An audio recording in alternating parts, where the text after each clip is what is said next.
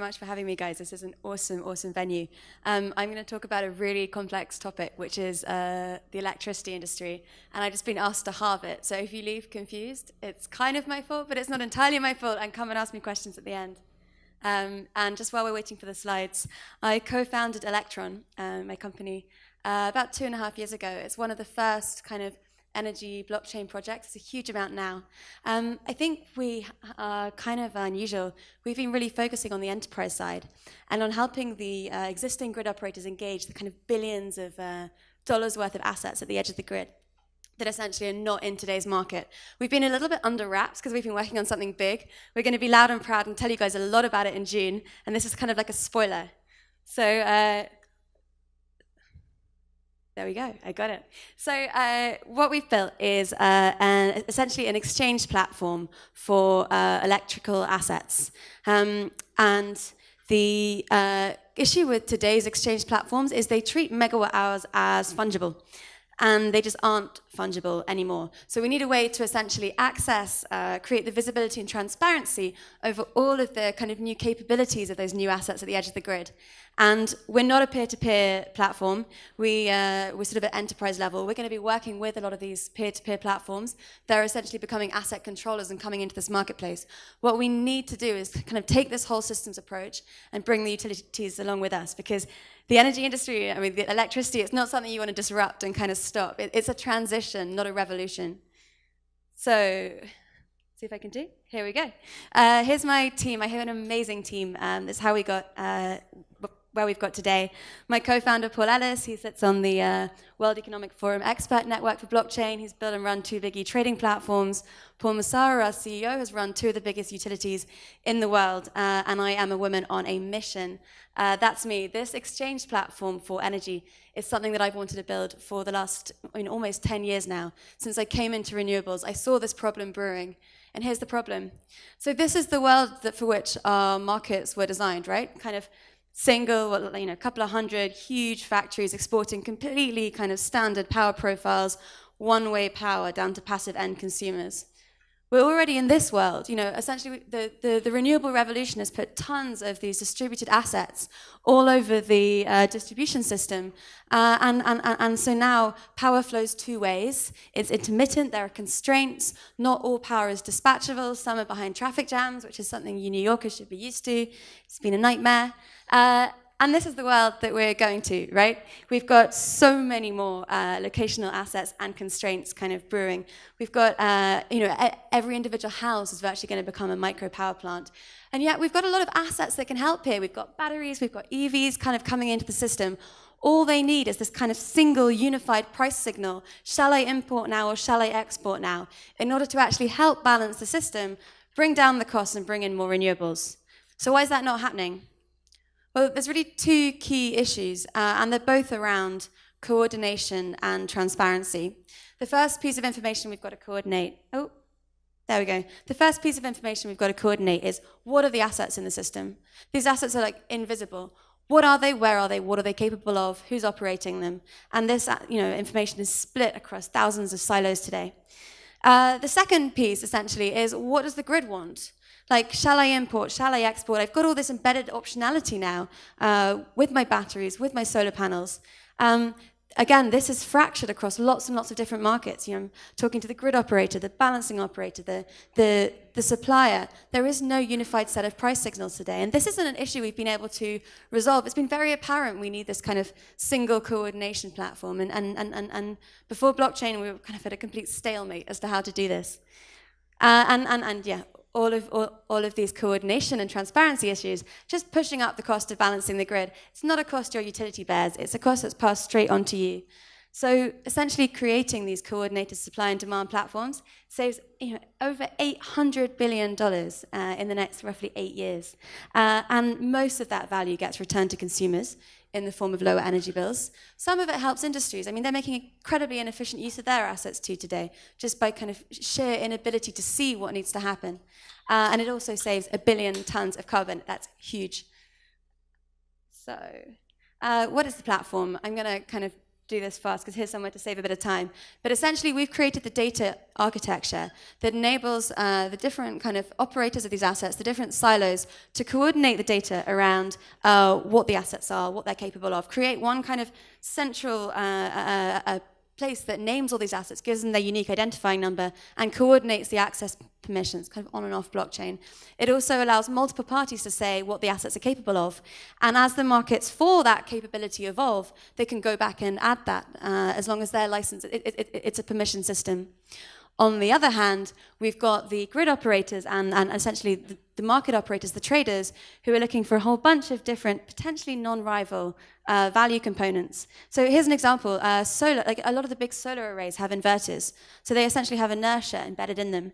Today they can sell energy, electricity. There's not really a market for inertia, but if there was, they could sell inertia. Under this platform, essentially, we're able to get the fact that they're exporting electricity and inertia, and they're able to be paid for and matched with both of those value aspects at the same time. We call it collaborative trading. And that kind of coordinated data infrastructure essentially enables us to bring many, many more assets and participants into this system. They have to be permissioned. They're selling to grid operators, and there are embedded penalties around it. The regulators don't want Mrs. Miggins to be paying those penalties, but she can essentially come in through an aggregator. And there's lots of cool new aggregation models, especially in the blockchain community, through this kind of peer-to-peer structure. But there's also a lot of kind of corporate aggregators who work with big, factories to kind of work out what their flexibility is. It also creates the sort of infrastructure for the service economy to build up. So there's all sorts of valuable services around these assets, not least the data, things like optimization algorithms, credit support, on a centralized platform. That's only ever been one party who can do that. And blockchain changes all of this. So I'm going to kind of run through the ocean. I just swore on live TV. Can I go back? No. I'm kidding. Yes, you can go back. Wow. The point I brushed over there is we've created this with a huge amount of industry support. It's kind of all well and good for us to stand up here and be like, this is what you should do. But a lot of the art is in bringing these parties to the table. Like, we kind of took like a Noah's Ark approach. We have kind of 3 of each. And to sit them down with, understand what their pain points are, design this coordinating architecture, understand what data is private, what they want to share, how they can share it. We spent a lot of time working with governments and regulators on this. This is essentially a new technology layered over an existing infrastructure. And it goes back to that point of the electricity industry is not something that you want to just kind of blow up and disrupt. Okay, now I can't go forward. Cool. So this is how we've essentially created this ability to collaborate or cooperate.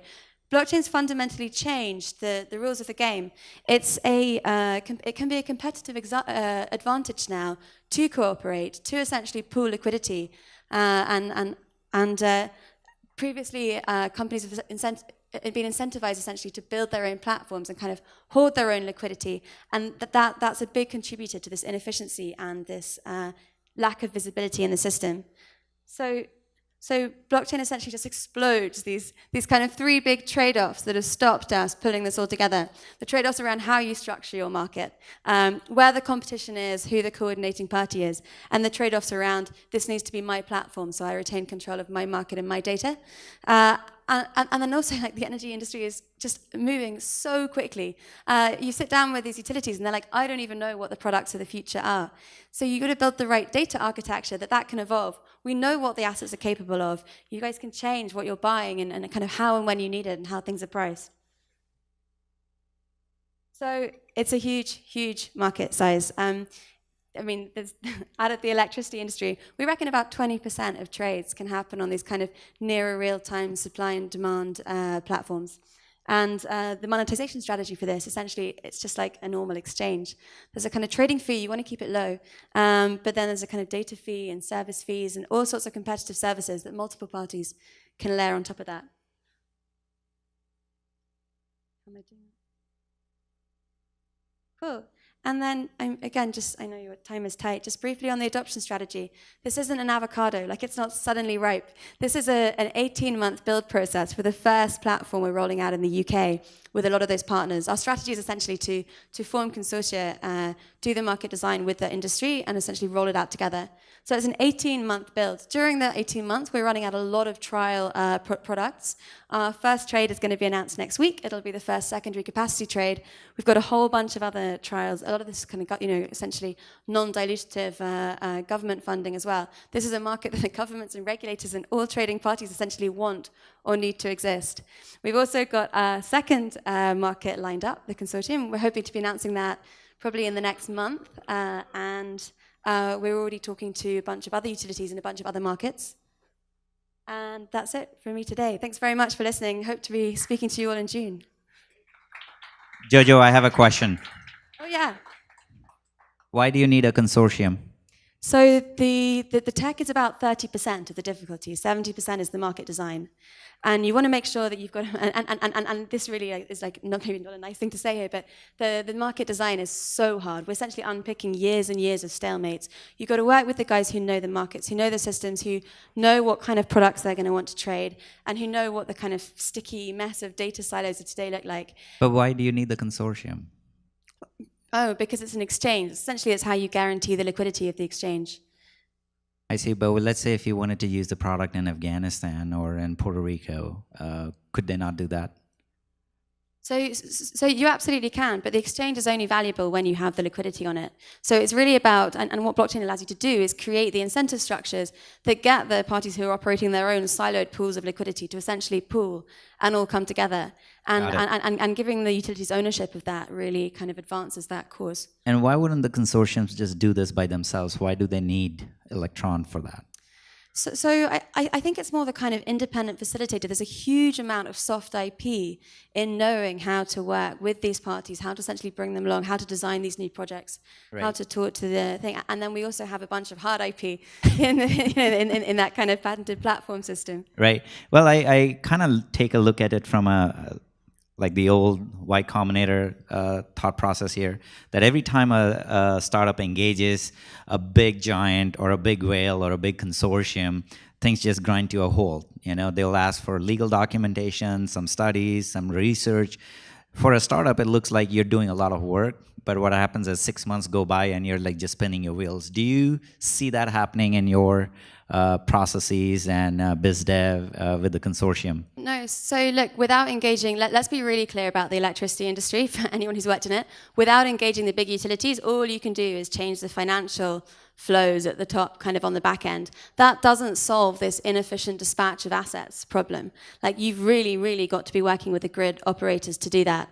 Now, we're not just working with one grid operator who wants to kind of roll over and die. We're operating with multiple ones of those. We can work at all of their different paces. And as long as you have enough parties in that group to keep up the momentum, as long as you have the support from the government and the regulator and what you're trying to do, which we do, like, this is a really, really helpful thing for them. Nice. And then it keeps moving. Would you be open sourcing your blue, kind of like the blueprint, saying like, hey, this is how we work with the consortium. These are the things that worked for us, so that somebody else in another country could say like, oh, wow. Like, for example, with Wyoming, what Caitlin Long said at Ethereal was, just copy our bill.